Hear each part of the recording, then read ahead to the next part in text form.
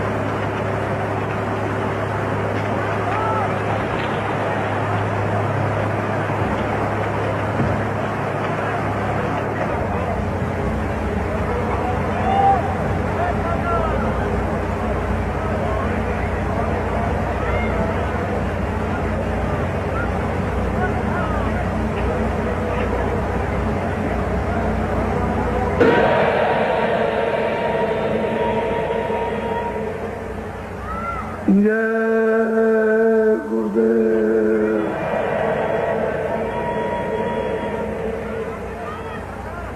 जय गुरुदेव।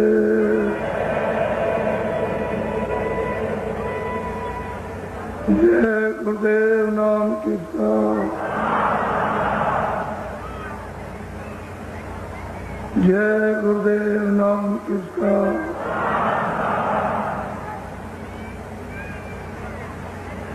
जय गुरुदेव नाम किसका।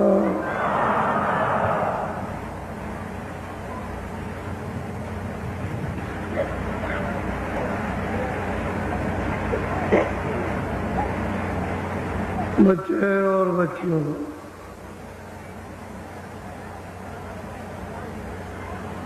आपका गृहस्थ आश्रम है।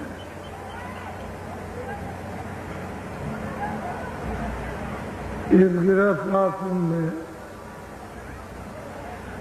आपस में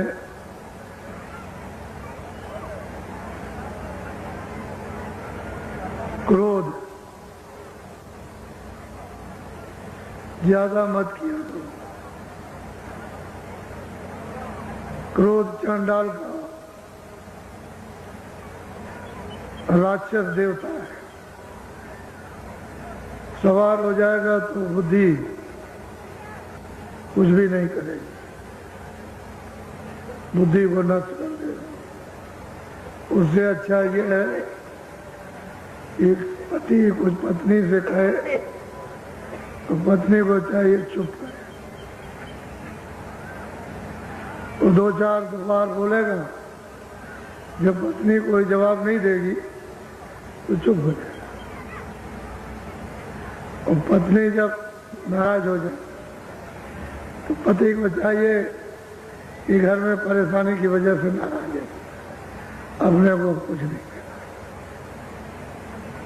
चुप हो जाए तो क्रोध ठंडा हो जाएगा और घर में आपस में प्रेम से रहोगे। दुख सुख गृहस्थी में अपने कर्मानुसार, प्रारब्ध के अनुसार आपको जो मिला है कम बेसी, उसी में सब्र, उसी में बर्दाश्त करो कि मालिक ने ये जो कुछ दिया है बहुत, इसी में अपना गुजारा करेंगे। और नया काम अच्छा करो, कोई बुरा काम मत करो, अच्छा करो, तो तुम्हारी फिर कभी दोबारा मनुष्य शरीर में आना हुआ तो प्रारब्ध अच्छी बन जाएगी, तो आपको शारीरिक सुख सुविधा प्राप्त हो जाएगी। और जब तुम करोगे ही नहीं और प्रारब्ध में सुख सुविधा है ही नहीं, रो, फिर क्या कर सकते? इसलिए गृहस्थी में प्रेम से मेल जोल के कि हमको रहना है, बर्तन है, खटपट हो गए और थोड़ी देर के बाद। इसी तरह से गृहस्थी में यात्रा पूरी होती है, नहीं तो गृहस्थी की यात्रा बड़ी खराब है। वैसे ये आश्रम सबसे अच्छा, अगर ना समझे ये आश्रम सबसे खराब, समझ गए तो सबसे खराब, इससे बढ़ करके कोई आश्रम नहीं, क्योंकि इस आश्रम में हजारों बुराइयों से आप बचे रहते हैं और चारों तरफ से घिरे रहते हैं, और नहीं समझे तो बस सर्वनाश है। तो थोड़ा सा घर गृहस्थी में पति पत्नी, सास ससुर बहू, थोड़ा सा विचार। अगर सास ससुर कहते हैं बहू चुप, और बहू कुछ कहते हैं तो सास ससुर कुछ ना बोले, अनसुनी कर दे तो मामला सब ठंडा, और प्रेम से बोलेंगे सब खत्म। और हर वक्त गुस्ताखी रखेंगे नाराज तो मामला तो गर्म है, और दो गर्म तवा उसमें हाथ रखो भी जल जाएगा। तो गृहस्थी के तौर तरीके, ढंग ढांचे, उसकी व्यवस्था के अनुसार आपको रहना चाहिए। और जो लोग सुमत से रहते हैं सुखी है, और हुकूमत में चाहे जितना धन धाम हो बर्बाद हो जाए, तो सुमत से, और इसी सुमत से ये जो रास्ता पा जाओगे तो वो थोड़े ही से चंद मिनटों में उसी में तुम्हारा काम हो जाएगा, उसी में वचन बन जाएगा, ध्यान बन जाएगा, उसी में सब तुम्हारे विकार ये भी तुम्हारे मूर्छित हो जाएंगे, सो जाएंगे, और जो कुछ जमा किया होगा वो भी साथ होगा। तो ये जीवात्मा जाग जाएगी तो इसका भला हो जाएगा, और नहीं तो झगड़ा झंझट करोगे तो एक सेकंड वजन नहीं कर सकते। तो ये बातें हैं जो घर गृहस्थी में पहले बड़े बूढ़े बता के तैयार रखते थे, सब लोग इसका पालन करते थे। अब ये महात्माओं को समझाना पड़े तो उनका वक्त खराब होता है, वो फिर भजन ध्यान की पूरी बात आपके सामने नहीं कर पाते, आप फिर इसके लिए रोते रहते, तो उनको ये सब कहना पड़ता है। कल आपको ये बताया कि सूरत में जो दोनों आंखों के बीचों बीच में मध्य में बैठी है, वैसे तो महापुरुषों की कृपा हो गई, उन्होंने यहाँ से उसको जगाकर नाम से जोड़कर और ऊपर ले गए, सब कुछ दिखाते गए, कुछ बाकी नहीं रखा, ईश्वर से भी मिला दिया,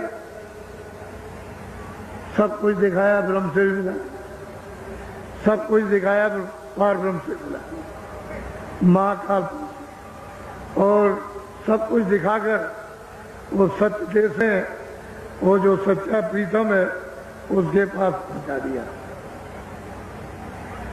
अब वो प्रश्न करती है कि इनका क्या होगा, ये जो और बहुत से जो मनुष्य जीव जो मनुष्य शरीर पा चुके इनके लिए तो सबकी शंका निवारण करना एक प्रश्न होता है, एक और लाखों करोड़ों का लाभ हो जाता है। तो उसने पूछा आप कौन है, कहाँ के हैं, आप यहाँ क्यों आए, हमको क्यों जगा रहे, हम कहाँ के हैं, ये सब हमको, आप कहाँ रहते हैं, कौन सा देश है, ये सब उसने प्रश्न किया।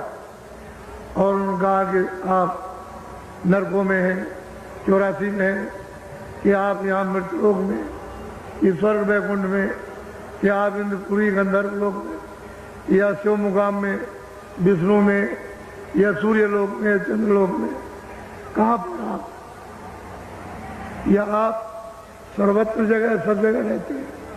सब उसने पूछा और सबका उन्होंने उत्तर दिया।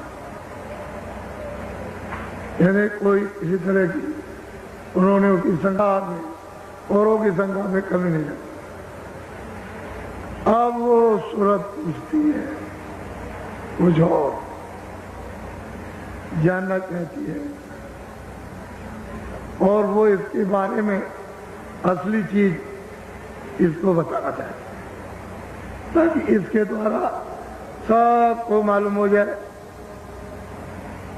जैसे गोस्वामी जी महाराज ने जब उसके कुटी पर जब औरतें गई तो एक को समझा रहे, लेकिन ऐसा समझा रहे हैं कि वो तो समझे समझाए, वो तो समझ रही है और कह भी रही कि संसार महादुखदाई, ये में कोई किसी का नहीं है, ये 4 दिन का निवास है, 4 दिन का वास है, बाकी कोई किसी के साथ नहीं, न कोई आया न कोई जाएगा। लेकिन वो उनको उपदेश कर रहे हैं और ऐसा उसके द्वारा उनको लगा। जो और 5 देवी आई थी उनमें अंदर में जा रहा, उपदेश किया है ऐसा कि हम उसको कर रहे हैं, लेकिन उनको उपदेश हो रहा है, उनसे नहीं कुछ कर रहे, उनको कुछ नहीं बता रहे, उसको बता रहे। तो ये होता है कि जरूरत पूछती अपने लिए, लेकिन लाभ फायदा दूसरों का।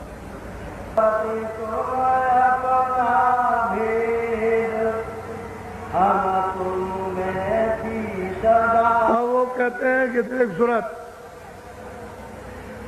तू अपना भेद सुन। तेरा भेद क्या था कि तुझ मुझ में थी, अभेद कोई मैं था, मुझ में थी, अभेद थी, कोई भेदभाव नहीं था। मेरा रूप था, मेरा आनंद था, मेरी शक्ति थी, मेरा ज्ञान था, इससे तो अलग कुछ ही नहीं। अभेद थी, कोई भेदभाव था नहीं। जो मैं था वो तू, और तू है वो मैं हूं। अब वो महापुरुष है, उसको उसके प्रश्न का उत्तर देकर समझा। क्यों समझ में आएगा कि यहां से वहां पहुंच गए, तब उसकी समझ में आएगा कि उसको ले आएंगे, क्योंकि वो भी आई है, वो भी है, और वो भी जा रहे हैं, वो भी जा रही। तो वहां जब पहुंची तो कोई भेद नहीं।